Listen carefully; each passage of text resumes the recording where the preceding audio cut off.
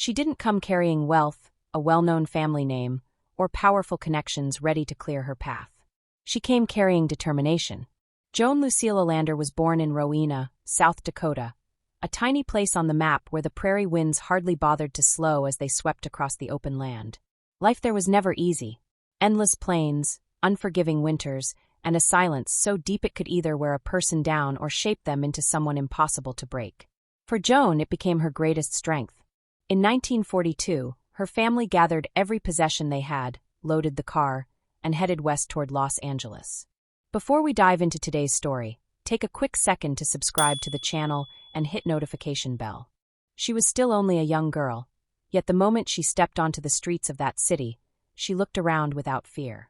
This massive, dazzling, almost unbelievable place didn't intimidate her. Instead, it filled her with purpose. She found work as an usher at the Pantages Theater on Hollywood Boulevard. Every evening she welcomed guests into the magnificent lobby, helping strangers find their seats while the glowing marquee lights came alive outside and the sound of music drifted through the heavy theater doors. Night after night, she carried the same quiet promise deep inside herself. Not one day. Not eventually. Very soon. She performed with orchestras. She entered beauty contests and walked away wearing crowns. Miss 8 Ball. Miss Palm Springs. One title followed another, not because success was handed to her, but because she arrived prepared and let her confidence shine. Little by little, Joan Olander left behind the name she had been born with and embraced the identity that would be remembered for generations. She became Mamie Van Doren, a name inspired by a first lady, but a spirit that belonged to nobody except herself. During the early 1950s, Universal Pictures came searching for her. Hollywood transformed her into a platinum-haired sensation and celebrated her as one of its unforgettable bombshells. The media soon created a famous label, the 3 M's, placing Mamie beside Marilyn Monroe and Jane Mansfield. 3 blonde stars who came to define an entire era. Mamie carried that title with complete confidence. But there was something the newspapers rarely understood.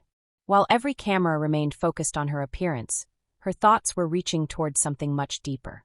She painted, lifting a brush to create genuine works of art on canvas. She recorded music and performed live with an energy so authentic that no movie studio could ever completely capture it. She wasn't pretending to be someone. She was revealing who she truly was. A complex, creative, endlessly curious woman who refused to let the world define her as only one thing. Then the Vietnam War changed everything. Mamie Van Doren made a decision that deserved far more attention than it ever received. She went. She packed her bags, flew into Vietnam, and stood on temporary stages surrounded by conflict, performing for young American soldiers who were exhausted, homesick, and frightened. She visited military hospitals. She spent time beside the wounded. She remained there far longer than anyone expected. That wasn't done for publicity. It came from genuine compassion. Then, on a February afternoon in 1994, she placed her signature into the Hollywood Walk of Fame. A star set into the sidewalk, only a short distance from the very theater where a teenage girl had once stood quietly in the darkness, holding a flashlight while watching someone else's dream glow across the screen. That young girl fulfilled her own dream. Not only beneath the bright marquee, not only in Hollywood films. She earned a place among legends, and she accomplished every step of that remarkable journey on her own terms.